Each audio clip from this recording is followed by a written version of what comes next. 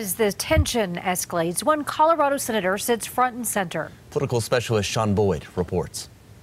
Today, the Secretary of State and Defense Secretary met with the Senate Foreign Relations Committee about authorization for the use of military force.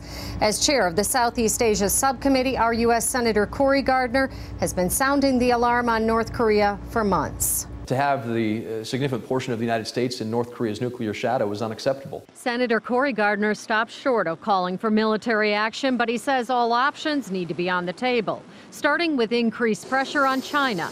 As North Korea's biggest importer, he says it controls 90% of its economy. The road to peaceful denuclearization lies through Beijing. I think every point of pressure that we can bring to bear, whether that's diplomatic pressure, whether that's economic pressure, whether that's continuing to use our show of force exercises, deploying missile defense systems in South Korea, we must show China that we are serious and we must demand responsible actions. Gardner has introduced legislation calling for a global embargo of North Korea. It would bar the regime and anyone who does business with it from using the U.S. financial system, including its top 10 Chinese importers. He's also targeting human rights abuses. One of the main ways that North Korea gets dollars to prop up its nuclear program is by sending, in essence, slave labor around the globe, where they are paid working at a restaurant in Russia, and then those wages go directly back into the Kim Jong-un regime. This is a madman who's willing to launch ballistic missiles at his allies. He's aimed them at Japan. He's launched them into the Japanese waters.